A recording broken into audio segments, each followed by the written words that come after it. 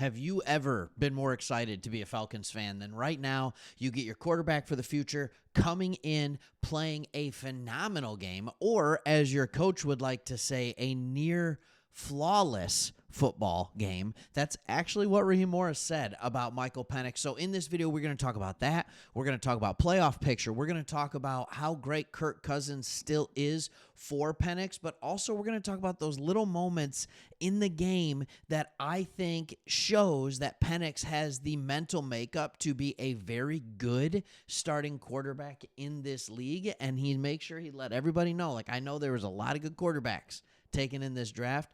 Don't forget about me. I am still one of them, now the fifth quarterback to go out there and have a really good game as a rookie. So we're going to talk about all that. But before we get into that, if you are new to this channel, we love talking about teams that don't get the national recognition that sometimes they deserve. We are Lions fans. We don't hold that back. But our hope is that we can give you an unbiased opinion about what your team is doing. So before we get into that, let's give you a little bit of a review of what we've done with the Falcons on this channel. I remember we started this channel a couple years ago. We started talking about the Falcons when we started this channel pretty close to the beginning. And I remember the draft. I remember Fontenot drafting Penix and everybody freaking out. And I remember on our live stream, we were on Sports Talk Detroit. We have another channel. And we were on our live stream on Sports Talk Detroit, and we might have actually been broadcasting it live on Extra as well. And I remember saying, like, I get what they're doing. Like, it makes sense to me. And everybody's getting upset. Like, if we're going to win now, we need this. Well, it turns out you were able to still put together a really good roster.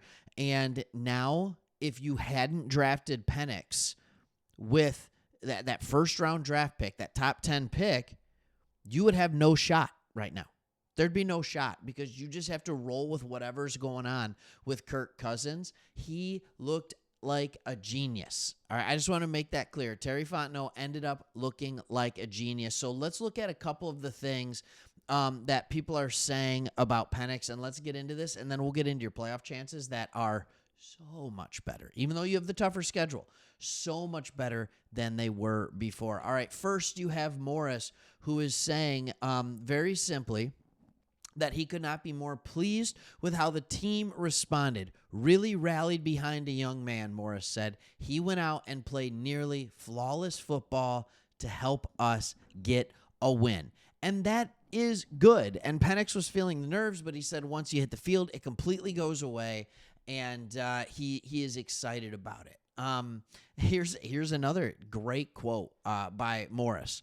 All right, he said this: the plan came a bit sooner, but the kid was ready. Man, he loves calling him a kid. He loves calling him a young man. Like, this is the oldest quarterback that's been drafted in a long time, right? I mean, the dude's almost as old as Winky was. Chris Winky, when he got drafted, if you remember that name, out of Florida State. All right, he said, we had a lot of time to develop him, and the kid did a great job himself of getting ready where the moment wasn't too big. Michael Penix Jr. was in Costco when he found out that he was getting the starting job last week on Tuesday. He found out he was going to be the starter this weekend. He was at Costco.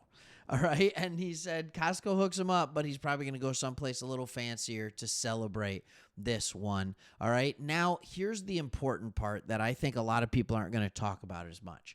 A lot of times when you are a young quarterback, you want to be able to sit for a little while, but you also need another quarterback there that's going to help you develop into the quarterback that you need to be.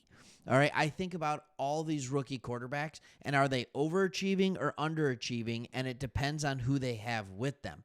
All right, Caleb Williams, underachieving as the number one overall pick. At least I would say so. I don't think he's playing great. He's not in a good system necessarily, and there's no quarterbacks on the roster to help him. There just aren't.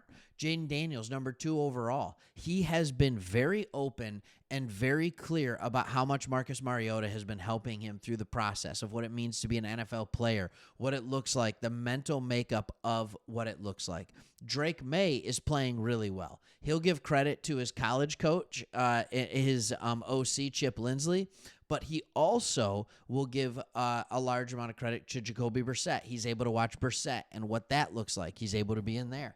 Bo Nix has some good. I think he's got Stidham around him. Obviously, the coaching there really, really helps. We haven't been able to see J.J. McCarthy, but he's been able to watch Sam Darnold. And now you have Penix that is sitting here watching Kirk Cousins. He's sitting here watching Kirk Cousins. Kirk Cousins has never, ever been a guy who's won with immense arm talent. He's never been a guy that's won with extreme speed. All right. He has just been a guy who has to be cerebral. He has to outthink opponents. That's what he's been. And he said it didn't change at all this week. He said Kirk has been great all week, just being there for me and anything I need help with. He's a great leader, great teammate. Coming off the sidelines, he was asking me what I saw, and he continued to encourage me throughout the entire or in the whole game. That's what you have. You have to understand, you can be a person of faith or not, but that's what Kirk Cousins is. All right. He is, and what he is in that is someone who will not compromise when it comes to how he is going to act and how he is going to treat others. So whether he's been benched, which is hard to take, or whether he hasn't, he's going to continue to be there for this young man. He's going to be able to continue to be there for this team and Penix. I think about, take faith out of it if you want, right? Like you can talk about just watching him on quarterback, right? If you've seen quarterback, Cousins was there. He loses in the playoffs. What does he do? He goes home. Not loses in the playoffs. He tears his Achilles. He goes home, and there was one when he lost in the playoffs too. But he goes home and he reads a book and sings with his kids and puts them to bed after the playoff loss late at night. And he was there, and he had the same level of care and love for his kids as if he had won the playoff game. That's what you're going to get in him. And now you're going to get a left arm in Michael Penix that is significantly more talented than the right arm that you have in Kirk Cousins. So when you look at the playoff scenario, here now the Falcons sit at number 4. All right, here's the interesting thing. They have the tie-break advantage over the Packers. They have it over the Commanders, and they have it over the Rams. And they have it over the Buccaneers. So they've won the right games, all right? The only thing that they don't have going for them is that they're behind, right? So here in a game as far as in the standings go. So you look at what's coming up with your schedule. You're going to Washington, which just is coming off an emotional win, and then versus Carolina, who actually just got a W over Arizona, knocked the Cardinals out of playoff contention, which is just crazy to me. All right. But with that known, if you end up with the same record as the Rams, you're the 3 seed. And then if you have the same record as the Buccaneers, you're still the 4 seed, right? You have a lot of possibilities here.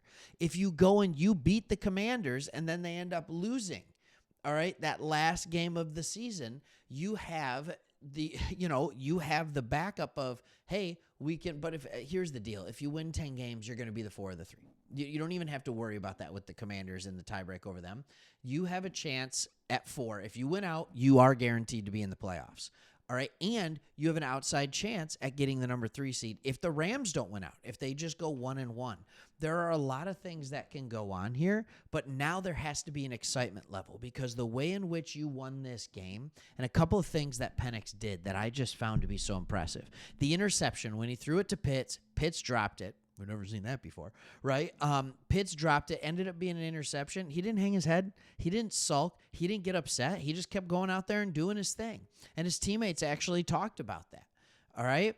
He said after this is Bijan Robinson talking. He said after the Kyle play, he was like, we're good. He said a lot of guys would have put their heads down, but he was like, we're good. We'll get it right back on the next drive, and that's what he did. Here's the thing you have to remember, and from the outside looking in, this Falcons team reminds me a lot of our Detroit Lions team. This is a team that can run the ball. You have 2 very good running backs. All right. I'm a little biased. I think the best, if I'm going to start a team right now and I have to choose one running back for the next 5 to 10 years, I choose Jahmyr Gibbs number 1, I choose Bijan Robinson number 2, and it's a hard decision between the two of them because they're both unbelievably good. So you have a top 5 back in the NFL. I think you got Saquon in there. You've got Derrick Henry in there. You've got Jahmyr Gibbs in there. You got Bijan Robinson in there. And then you can make an argument over a few guys on who the 5th back is in that. But you have a top 5 back. You have a great second back in Tyler Algier. You have a good receiving core with Mooney and with and all of that you have going on. Drake London, of course, right? And oh, by the way, more good news. Drake London, the according to Deepak Chona, who is like the guy who watches the film, they look at it, and according to what the Falcons said after the game, which is, hey, if the game was closer and he needed to play, he probably could have gotten back in the game. Deepak Chona, MD, is saying, based on all that, there's a good chance he's back next week. Drake London, by the way. You have a good offensive line. This can be an offense that it controls the ball. It controls the ball. And you have a defense that is rounding into form. You can't forget that. Outside of the loss, over the last 4 games, outside of the loss to Minnesota, they've given up 17, 9, and 7 points. That's against the Chargers, the Raiders, and the Giants. I understand those aren't great teams. Very excited to see what they can do about Washington. I think you're going to see a game of 2 teams that are much more evenly spaced than we originally thought. So, and what this looks like, and we get to see it on Sunday Night Football. How cool is that? So it'll be fun to see what Penix does. Washington isn't like this great defensive team.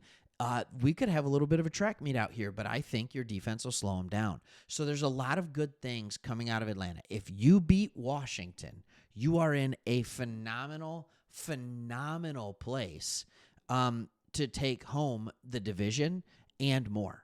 To take home the division and more, and possibly even get the 3rd seed. You just got to take care of business here on out. No, it's not the position you want to be in, but imagine this. Is anybody going to want to see the Falcons in the playoffs with a new quarterback and a team that, if they make the playoffs, has very likely won 4 games in a row? Not a team I'd want to see in the playoffs, all right? I can tell you that as a Lions fan. We were just talking before the game even started, like, yeah, that's fine. Give us the Falcons, whatever. We don't want to see Tampa. No, I don't want to see Atlanta anymore. I think you're a team that matches up pretty well against anybody. All right, hey, thanks for watching. Hopefully we'll see you on the next one. For more content, hit that subscribe button so you know when it's out. See you.